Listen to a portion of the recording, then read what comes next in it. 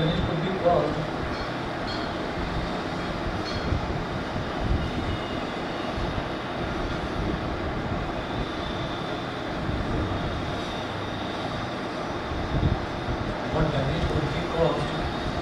while the pH is low.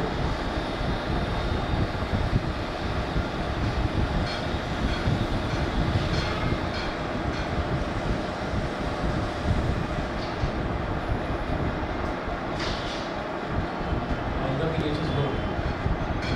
But how do the person change his eating habits?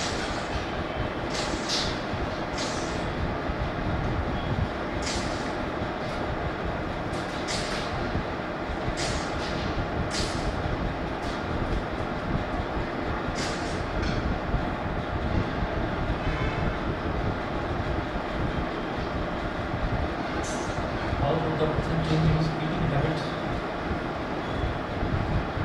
Lessen the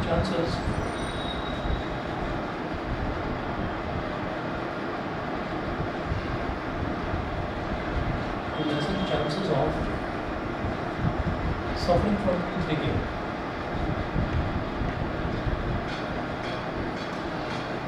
Suffering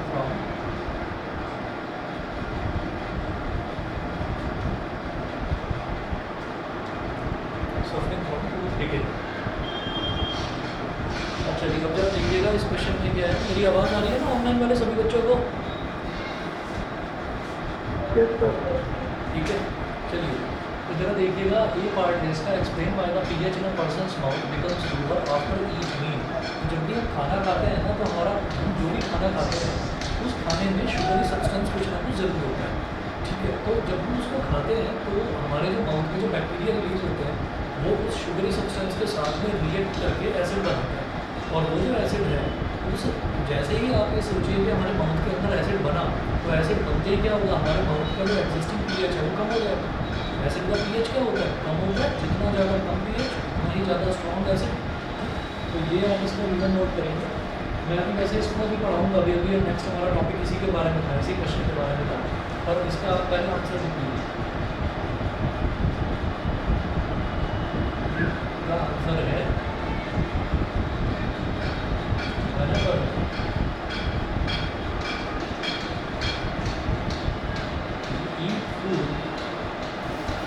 whenever we eat food,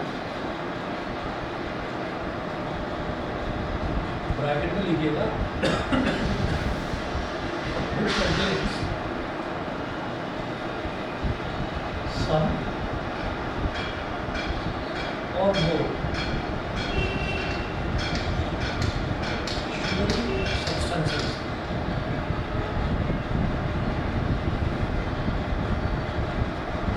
कोई भी हम food खाएंगे तो कुछ या ज़्यादा, थोड़ा या कम, उसके अंदर शुगरी सब्सटेंस जरूर होता है जो भी हम खाना खाते हैं। फॉर एग्जांपल हम अगर खाने के साथ में सैलड के नाम पर अगर हम गाजर भी खा रहे हैं तो उसमें भी जो है शुगरी सब्सटेंस जरूर होता है। हम अगर रोटी खा रहे हैं तो रोटी में भी जो है वो शुगरी सब्सटेंस होता है। होता क्या है कि अल्टीमेटली जो भी चीज़ें हम खा रहे हैं ना उसका अल्टीमेटली बॉडी में जाकर बनता ग्लूकोज है, ठीक है, लेकिन वो बॉडी के अंदर जाकर बनता है। तो क्या है कि थोड़ा बहुत शुगर जो है वो हल्का फुल्का हर खाने में होता है, नमक में तो नहीं होता, लेकिन बाकी जितनी भी चीज़ें हम खा रहे हैं तो थोड़ा बहुत शुगरी सब्सटेंस जरूर होता है, और किसी किसी में ज़्यादा भी होता है, तो किसी में कम होता है, किसी में ज़्यादा होता है। शुगर के साथ में जो बैक्टीरिया हमारे माउथ में मौजूद होती है, जैसे कि सलाइवा होता है, तो सलाइवा किससे सिक्रीट होता है, एक ग्लैंड होता है सलाइवी एमाइलेज से सलाइवा सिक्रीट होगा, तो वही बैक्टीरिया की कैटेगरी में होता है कि वो बैक्टीरिया जो हमें डाइजेशन में हेल्प करता है। तो whenever we eat food which contains some or more sugary substance, then bacteria present in our mouth reacts with that sugar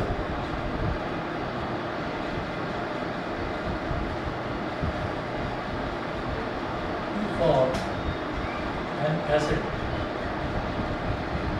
So pH of mouth calls after each meal,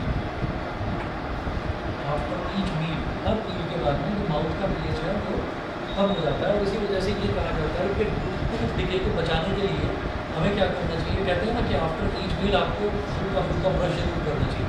और brush क्या होता है, brush के अंदर ज़्यादातर अगर आप देखेंगे तो ब्रशेज़ के अंदर जो है वो बेसिक सब्सटेंस होता है। तो बेस क्या करता है, बेस जो है वो एसिड को न्यूट्रलाइज करता है, तो हमारे दांत खराब होने से बच जाते हैं। तो ज़्यादातर वो लोग जो खाना खाने के बाद में, खासतौर पर डिनर के बाद में ब्रश जरूर करते हैं। तो वो जो लोग हैं उनके दांत ज़्यादा लंबे टाइम तक चलते हैं, दांत ज़्यादा अच्छे रहते हैं, उनके दांत ज़्यादा मजबूत रहते हैं। अच्छा, उसके बाद में डी पार्ट देखिएगा, what damage could be caused while the pH is low. जब पीएच लो हो जाता है तो उससे क्या डैमेज हो सकता है। तो आप यहाँ पर लिखेंगे, पूरा म्यूजिक निकाल रहा है आजकल कमरा।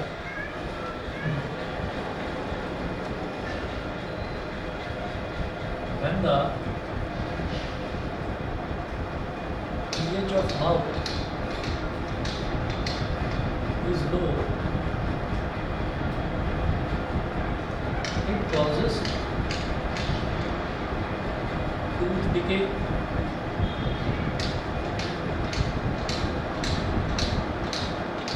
and a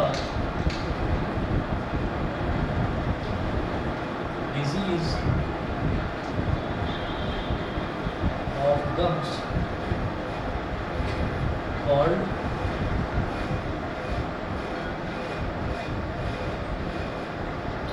इसके स्पेलिंग है PIARRHOEA, पायरिया बोलते हैं, in which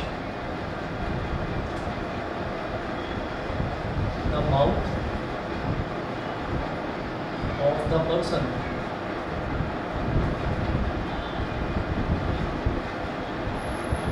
stinks badly, in which the mouth of the person stinks badly। बहुत गंदी स्मेल आती है माउथ से। कई लोग होते हैं ना जो उनसे बात कर रहे हैं तो आप बात ही नहीं कर सकते, आपको चक्कर आ जाएंगे, उनके मुँह से बदबू इतनी ज़्यादा आती है। तो वो वही है जो ब्रश नहीं करते, ठीक है ना।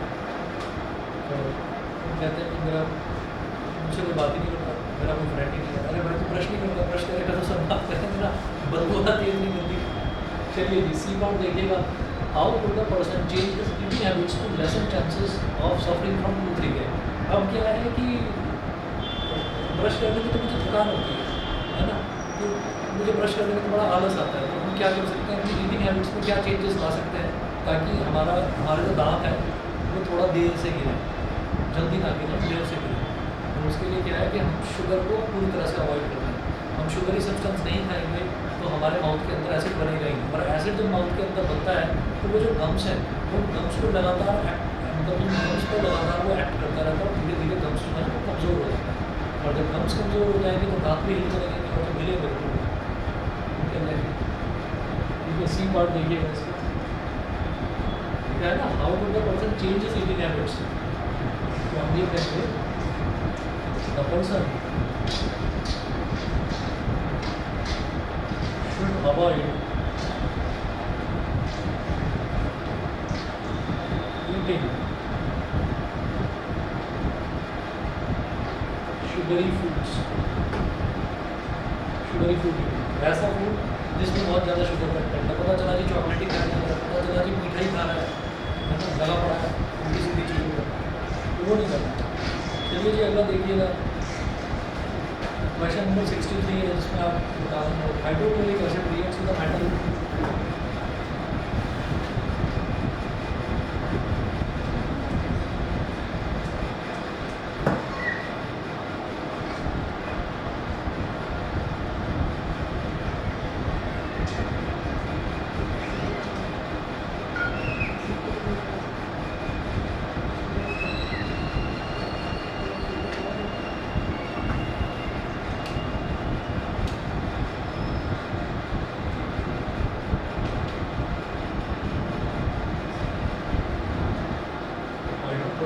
reacts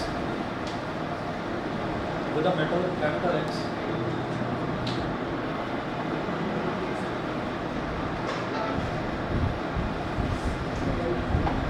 with a metal capital X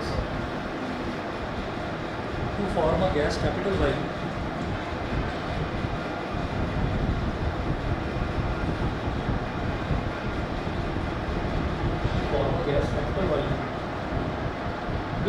to the pop sound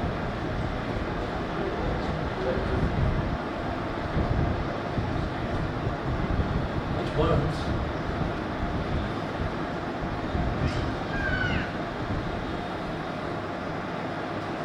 with a pop sound. Full stop. Sodium hydroxide solution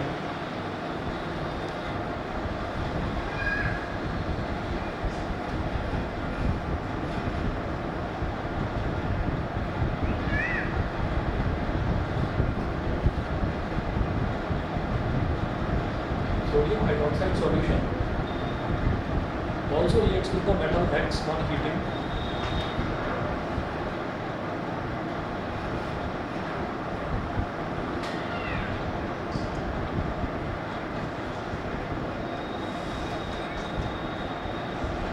Sodium hydroxide solution also reacts with the metal. Also reacts with the same metal.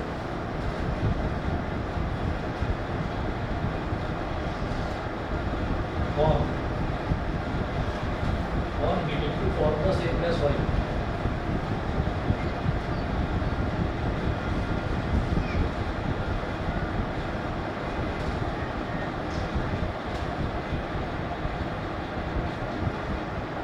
Same gas Y. Full stop. A part है name X and Y. Name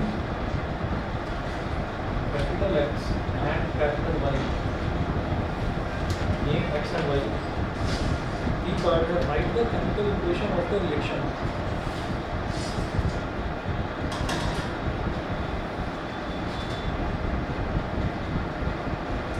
Write the chemical reaction.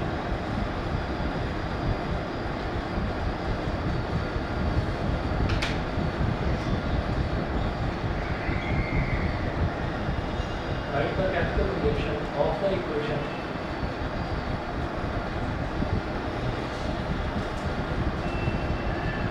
Write the chemical equation of the reaction. Chemical equation of the reaction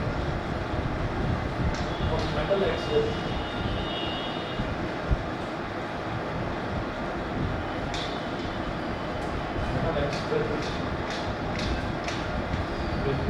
first है hydrochloric acid,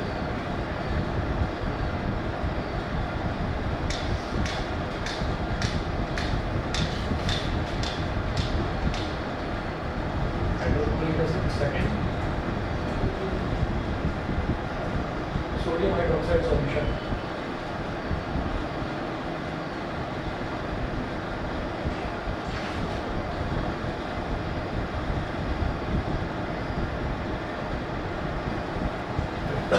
sodium hydroxide solution. ठीक है जी, ये question दे रखा है. अब जरा सुनिएगा पूरा. वो कह रहे हैं hydrochloric acid reacts with the metal capital X to form a gas Y which burns with the pop sound. तो एक गैस जो कि पॉप साउंड के साथ बर्न करती है तो हाइड्रोजन है. ठीक है, hydrochloric acid reacts with the metal X. ठीक, तो किसी भी मेटल के साथ में वो रिएक्ट कर सकता है. हमें पता है कि मेटल जब एसिड के साथ रिएक्ट करता है तो हमारे पास हाइड्रोजन गैस जो है वो लिबरेट होगी ही होगी, क्योंकि वो हाइड्रोजन को डिस्प्लेस कर देता है. डिस्प्लेसमेंट रिएक्शन होता है. अच्छा, उसके बाद वो बोल रहे हैं sodium hydroxide solution also reacts with the same metal. Sodium hydroxide जो है वो भी उसी मेटल के साथ में रिएक्ट करता है और रिएक्ट करके क्या बनाता है to form the same gas Y. तो क्या होगा, एक रिएक्शन हमने देखा था इसका. बेसिस की प्रॉपर्टीज अगर आप देखेंगे तो उसमें था कि some of the bases react with metals to form hydrogen gas. और वो जो सम ऑफ द मेटल था ये एक ही मेटल था. वो क्या था, जिंक. ठीक है, और क्या बन रहा था, सोडियम जिंकेट. अच्छा, जिन बच्चों के पास नोट्स हैं वो देख लीजिए. नोट्स में बेसिस की कौन सी प्रॉपर्टी है.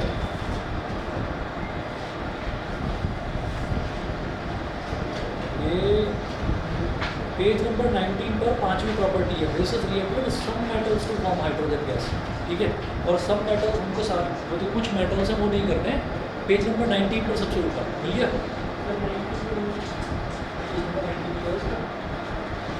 19 है ना, एसिड स्पेसिस का. मेटल नॉन मेटल पर पहुँच गए. ठीक है, तो देखिएगा सबसे पहले हम क्या करेंगे, नेम ऑफ रिएक्शन Y.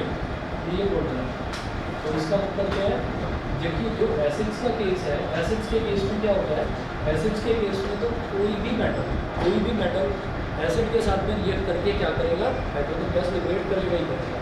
तो हमने कहा जिंक प्लस HCl gives क्या ZnCl2, राइट, ZnCl2 और साथ में क्या हाइड्रोजन गैस लिबरेट करेगा। ठीक है, अभी बैलेंसिंग अगर इसकी करनी है तो बस यहाँ पर 2HCl लगेगा, बाकी बैलेंस है।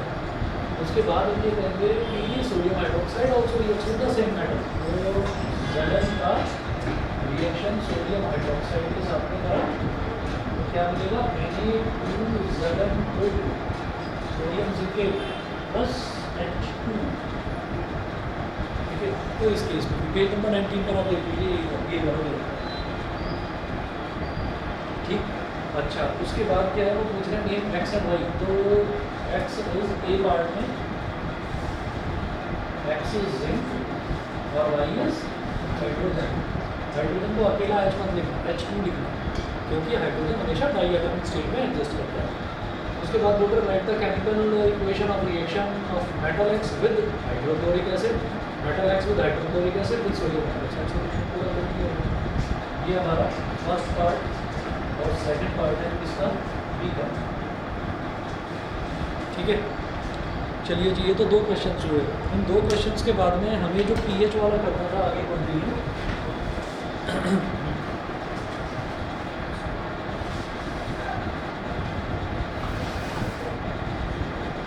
वो देखते हैं ज़रा। आप आ जाइए एसिड्स बेसिस एंड सॉल्ट्स में, पेज नंबर 24 पर, importance of pH in everyday life. तो अभी जो क्वेश्चन नंबर 16 हम देखा है, तो इससे मिलता जुलता ही है, तो ये वाला टॉपिक हमने अभी करा नहीं था, अब करते हैं। वैसे मुझे ना गर्मी थोड़ी कम लगती है, आप लोगों को गर्मी थोड़ी लगती, सही है ना, बहुत अच्छा लग रहा है पूरा मौसम, इसलिए थोड़ा रखा है वैसे। चलिए, तो अब है और स्टमक। फर्स्ट है पीएच इन अवर डाइजेस्टिव सिस्टम। तो सबसे पहले हम डाइजेस्टिव सिस्टम में पीएच की बात करते हैं। तो पीएच की इंपॉर्टेंस क्या है हमारे डाइजेशन में, ठीक है, वो क्या इंपॉर्टेंस है। अवर stomach produces hydrochloric acid of pH about 1.4।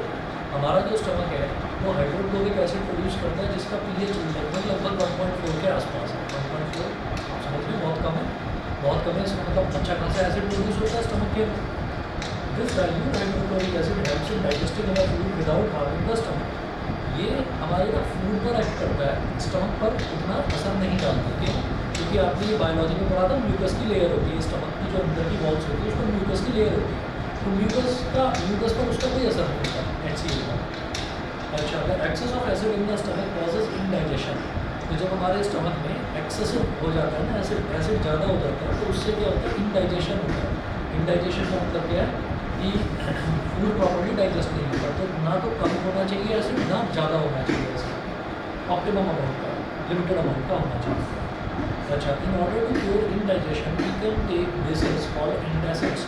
तो इनडाइजेशन को क्योर करने के लिए, इनडाइजेशन को खत्म करने के लिए हम ना कुछ एंटासिड्स यूज़ करते हैं। एंटासिड्स का मतलब होता है एंटी एसिड, एंटी एसिड मतलब बेसिस।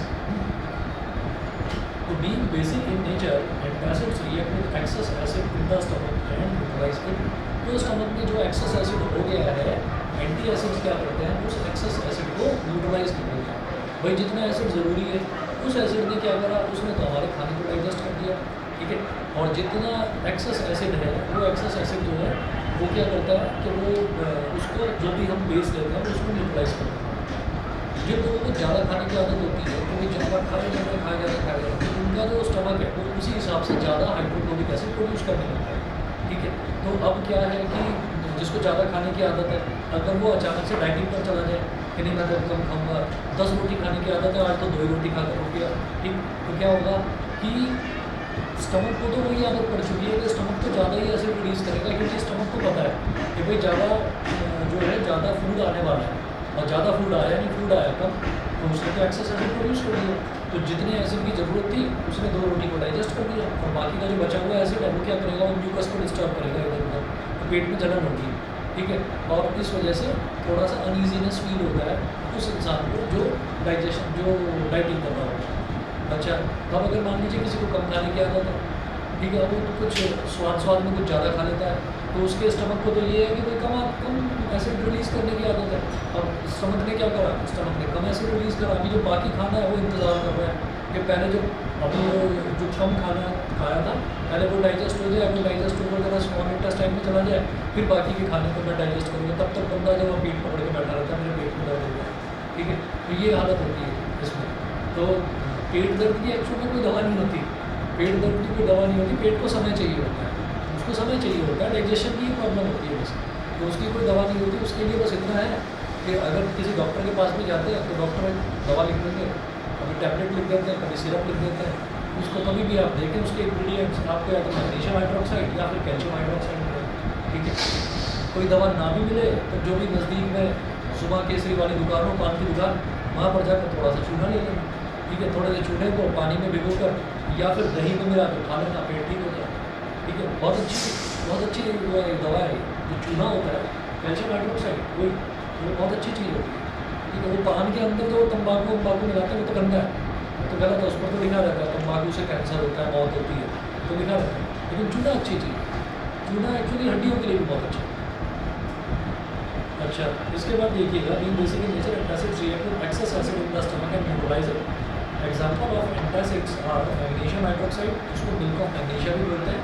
आपने देखा होगा जनरली घरों में होता है डाइजीन सिरप, डाइजीन देखा होगा, डाइजीन सिरप घरों में भी होता है, स्कूल्स में भी आपने देखा होगा, जो मेडिकल रूम होते हैं उसमें डाइजीन की टैबलेट्स या डाइजीन का सिरप जरूर रखा होगा, तो वो मैग्नीशियम हाइड्रोक्साइड होता है। और मिल्क ऑफ मैग्नीशिया इसलिए क्योंकि एक तो मिल्की कलर का होता है, दूसरा टेस्ट बहुत अच्छा होता है, मतलब अगर प्रॉब्लम नहीं भी है तो भी खा लो उसको, कोई दिक्कत, अच्छा लगता है।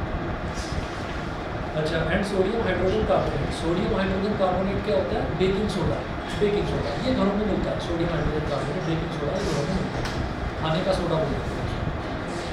उसके बाद सेकंड देखिए, pH change as the cause of tooth decay, तो ये वो वाली चीज़ है जो हमने अभी इस क्वेश्चन में देखा है, pH change as the cause of tooth decay.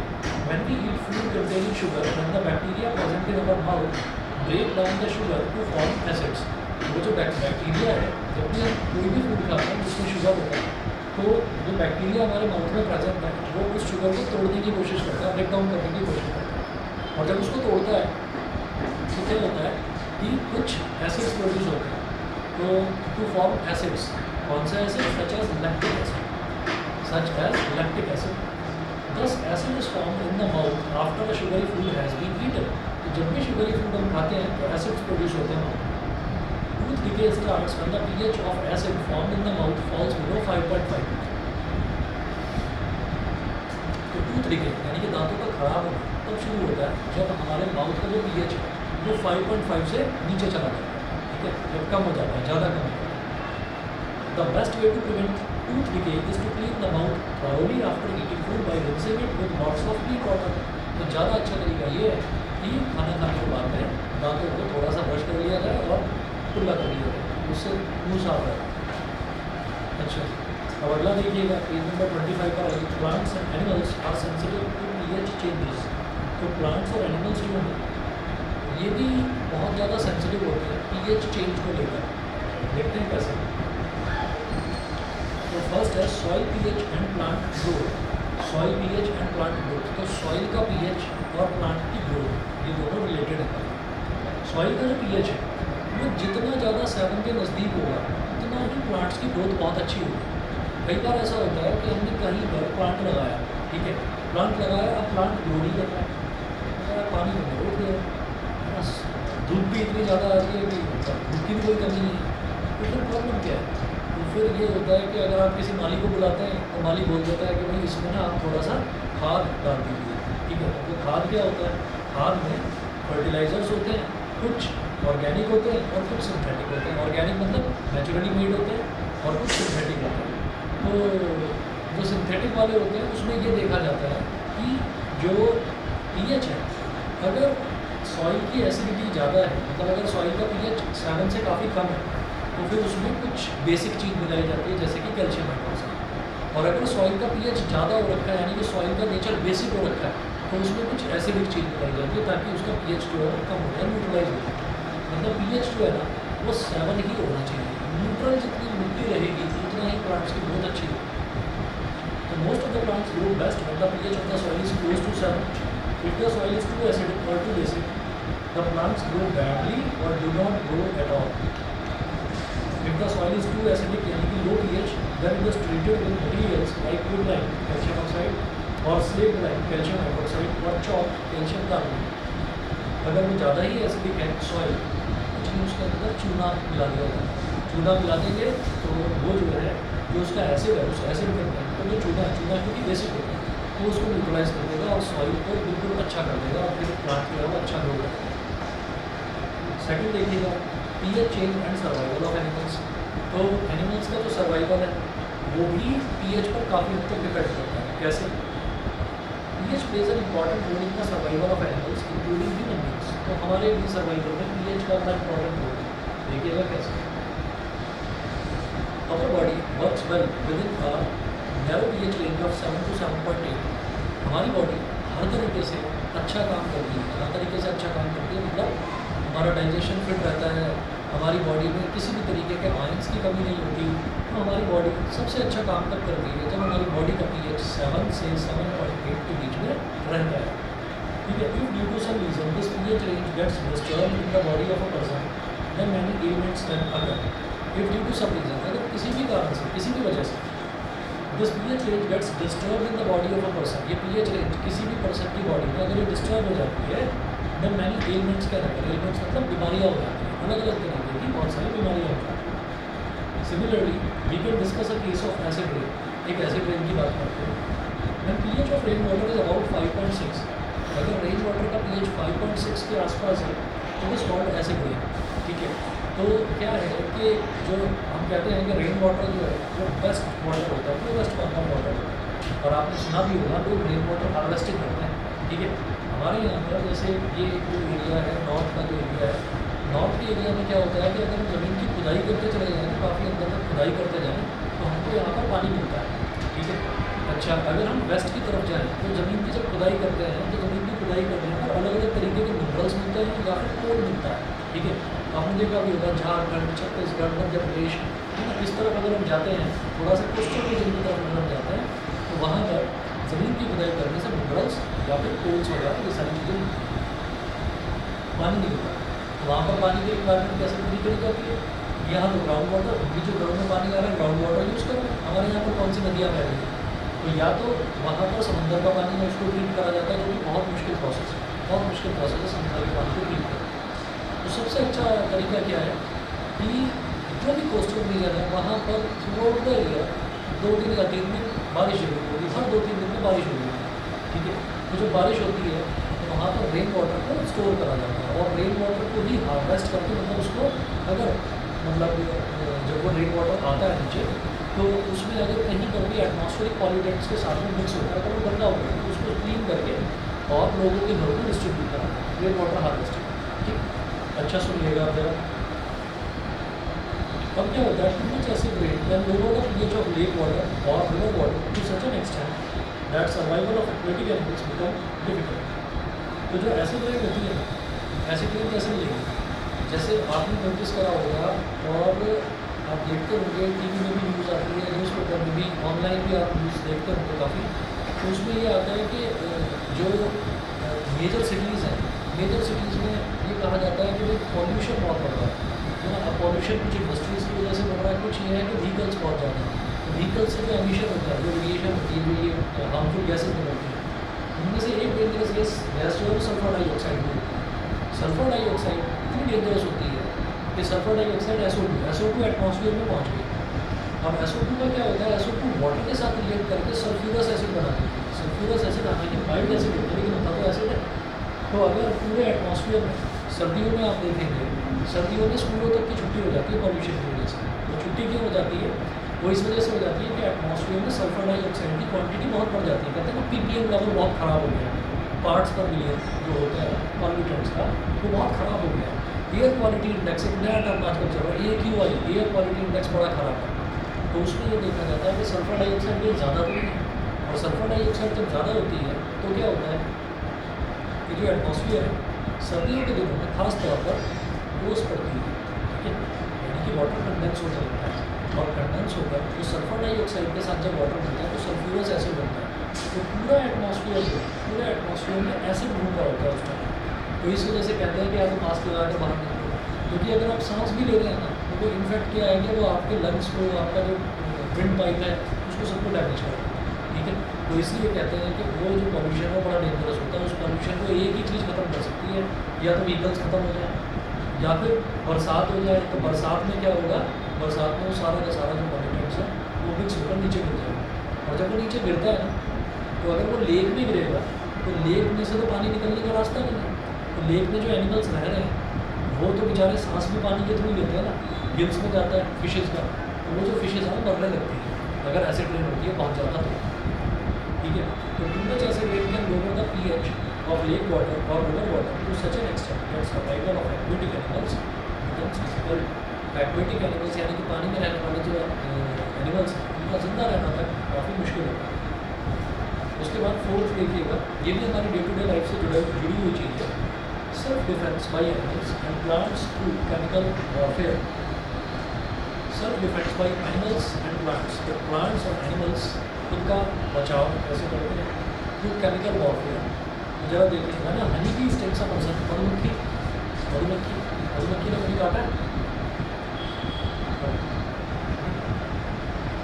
दो बच्चों को काटा है, बस कतलिया ने काटा है कोई? कतलिया ने काटा। मधुमक्खी का सुनिए, मधुमक्खी जब काटती है it injects an acidic liquid into the skin which causes immense pain and irritation. तो जो मधुमक्खी काटती है तो मधुमक्खी जो है उसकी बॉडी के अंदर एक एसिड होता है, उसको बोलते हैं HCOOH, उसका फॉर्मूला है, नाम होता है उसका या तो मीथेनॉइक एसिड या फिर उसका कॉमन नेम जो है फॉर्मिक एसिड भी होता है। वो फॉर्मिक एसिड बॉडी के अंदर इंजेक्ट कर देती है और आदमी चिल्लाता है बहुत बुरी तरीके से, जैसे मधुमक्खी ने काटा है जान निकल गई, बहुत पेन, वो सूज जाता है वहाँ से बहुत ज़्यादा, ठीक है। तो पेन होता है, बहुत ज़्यादा जलन होती है। तो बर्निंग सेंसेशन कौन देता है एसिड? तो उसका जो है सॉल्यूशन क्या है? उसका सॉल्यूशन ये है कि चूना लेकर उस पर चूना लगा देगा। चूना ना मिले तो बर्तन धोने का जो साबुन है उसको फटाफट तोड़कर जितना भी छोटा सा टुकड़ा है उसको पानी में मिक्स करके थोड़ा पेस्ट बनाकर उसको लगा लिया जाए, टूथपेस्ट लगा लिया जाएगा। तो ये जो चीज़ें जिनमें बेस होता है वो क्या करेगा, वो उस एसिड को न्यूट्रलाइज कर देगा। और जो हिस्सा है बॉडी का जहाँ पर भी उसने काटा है उस हिस्से पर स्वेलिंग नहीं आ पाती, ठीक है ना। नहीं तो जनरली क्या होता है, इनको जो मधुमक्खियाँ होती हैं पतंगे होते हैं ना, इनको इस वाले हिस्से से बड़ा प्यार होता है, यहाँ और यहाँ काट देती है। यहाँ काटने के बाद सूजन ऐसी आती है कि आदमी की आंखें बंद हो जाती है, चाइनीज़ जैसा दिखने लगता है, वो दोनों आंखें बंद हो जाती हैं, ठीक है। तो ये बड़ा होता है, गर्मियों में होता है बहुत ज़्यादा। और ख़ास तौर पर अब यहाँ तो होगा नहीं क्योंकि यहाँ होते हैं पेड़ पौधे नहीं, यहाँ पर खास तौर पर आम के पेड़ होते हैं। आम के पेड़ों पर इनके अपने जो हाई होता है, छत्ता जिसको बोलते हैं, वो बनाते हैं। अच्छा, अब उल्टा देखिएगा, यहाँ पर क्या बोला है, in this case having a mild base like baking soda solution on the stung area of the skin gives relief. तो कोई भी बेस उस पर लगाकर, माइल्ड बेस, ये नहीं कि आपने इतना खतरनाक सोडियम हाइड्रोक्साइड लगा लिया उस पर कि पता चला हाथ सही होने की बजाय उल्टा जल गया, ठीक है। तो माइल्ड बेस लगाया जाता है उस पर, क्योंकि बेसिस भी जो है उनका भी कोरोसिव नेचर होता है अगर स्ट्रॉन्ग बेस यूज़ करेंगे तो this is because of the fact that base neutralises the effect of acid. Similarly मैंने वास्प स्टिंग्स, वास्प होता है पता ही, वो पीले रंग का जो होता है, wasp stings it injects an alkaline liquid into the skin which causes burning sensation. अब वो बॉडी के अंदर बेस इंजेक्ट कर देता है, ठीक है। कहते हैं ना उसने अपना डंक मारा, तो वो जब डंक मारता है तो उसके अंदर क्या है, उसके अंदर बॉडी के अंदर बेस होता है, तो वो बेस इंजेक्ट कर देता है, ठीक। तो which causes burning sensation. In this case, rubbing a mild acid-like vinegar on the sting area of the skin gives relief. तो अगेन माइल्ड एसिड लगाना है, ये नहीं कि H2SO4 डाल लिया हाथ पर, पता चला हाथ ही जल गया, खत्म हो गया, ठीक है। तो उस पर क्या है, माइल्ड एसिड लगाना। माइल्ड एसिड जैसे विनेगर होता है, विनेगर सिरका होता है जो सोया सॉस वगैरह में डाला जाता है, तो ये चिली पटैटो मोमोज वोमोज ये उनका सीधा पकाना होता है, वो जो आजकल के इंस्टेंट आप लोग खाते हैं चिली पटैटो खा लो भाई, लेकिन घर पर बना लो, ठीक है। तो बाहर वाले मतलब पता नहीं कौन सी सोया सॉस डाल देते हैं, पता नहीं कहाँ से बना कर लाते हैं उसको, एक्सपायरी डेट है। In this case, rubbing a mild acid-like vinegar on the stung area of the skin gives relief. Similarly, on sting, चींटी ने तो काटा होगा ना, है ना, भी हिला देती है बहुत बुरी तरीके से, चींटी ने काट लिया तो चिल्लाता है आदमी कि क्या हो गया पता नहीं। Similarly ant sting inject methanoic acid हमें बहुत काटा है बचपन में। Methanoic acid into the skin of a person causing burning pain which can be neutralised by rubbing baking soda on the stung area. ये जो चींटी होती है ये भी फॉर्मिक एसिड इंजेक्ट कर देती है बॉडी के अंदर। ऐसे ही एक प्लांट होता है वो भी बड़ा खतरनाक होता है। When a person happens to touch the leaves of a nettle plant accidentally, एक nettle plant होता है उसकी जो leaves होती है ना देखने में तो बड़ी अच्छी लगती है, तो हर बच्चा अट्रैक्ट हो जाता है लीव्स की तरफ, मैं इसको पकड़ूंगा इसको पकड़ते ही नहीं हो जाता है काम, फिर रोता है बच्चा बहुत बुरी तरीके से। तो nettle plant accidentally the stinging hair of nettle leaves inject methanoic acid into the skin of the person causing burning pain। ऐसा पेन भी होता है और जलन भी होती है which can be neutralized by rubbing baking soda on that part of skin. तो उस पार्ट को बेकिंग सोडा या फिर कैल्शियम हाइड्रोक्साइड रब करने से वो भी ठीक हो जाती है बर्निंग सेंसेशन। इसके बाद नेक्स्ट टॉपिक है आपका salts. Salt is a compound form of N acid by the replacement of hydrogen in the acid by a metal. तो अगर किसी मेटल का एसिड के साथ में रिएक्ट कराएं तो सॉल्ट बन जाता है, या फिर एसिड का बेस के साथ रिएक्ट कराएं तो बेस के साथ रिएक्शन कराएं तो भी सॉल्ट बन जाता है। तो please note that salts of hydrochloric acid, hydrochloric acid क्या होता है HCl, उसमें क्लोरीन आया तो उसके जो सॉल्ट्स बनते हैं they are called chlorides. Sulphuric acid में SO4 आता है, SO4 को क्या बोलते हैं सल्फेट। तो जो सॉल्ट्स होते हैं सल्फ्यूरिक एसिड के उनको सल्फेट्स बोला जाता है। The salts of nitric acid क्या होता है HNO3, उसमें NO3 आया, NO3 इज कॉल्ड नाइट्रेट। तो salts of nitric acid are called nitrate. ऐसे सॉल्ट्स ऑफ कार्बोनिक एसिड में H2CO3, CO3 क्या होता है कार्बोनेट आयन, तो उनको कार्बोनेट्स बोलते हैं। The salts of acetic acid are called acetates. Acetic acid के जो सॉल्ट्स हैं उनको एसिटेट्स कहा जाता है। उसके बाद कुछ सॉल्ट्स और उनके फॉर्मूले ये है, ये बाकी का मैं आपको डिस्कस करूँगा। कार्बन डाइऑक्साइड एसिड नहीं होता उसका। कोल्ड ड्रिंक में स्वीटेंड वाटर होता है, स्वीटेंड वाटर के अंदर कार्बन डाइऑक्साइड को मिक्स करते हैं और उसको एकदम से सील पैक कर दिया जाता है, और जब इसको खोलते हैं कोल्ड ड्रिंक को खोलते हैं तो जो गैस बाहर निकलती है दैट इज कार्बन डाइऑक्साइड। आप नोटिस करना कोई भी कोल्ड ड्रिंक का सबको अगर अगर से कुछ भी आप खाइएगा तो आप उसमें इंग्रीडियंट्स में पहला ही इंग्रीडियंट देखेंगे लिखा होगा sweetened carbonated water. Carbonated water का मतलब ही ये है कि वाटर के अंदर कार्बन डाइऑक्साइड को मिक्स करते हैं, ठीक है। और वो कार्बन डाइऑक्साइड जाती है सीधे हमारे स्टमक के अंदर, और जब वो स्टमक के अंदर जाती है तो हमारे स्टमक में जो पहले से कार्बन डाइऑक्साइड मौजूद है उसको लेकर बाहर निकलती है, एकदम से डकार आती है कोल्ड ड्रिंक पीने के बाद। Good evening sir. Good evening. Good evening.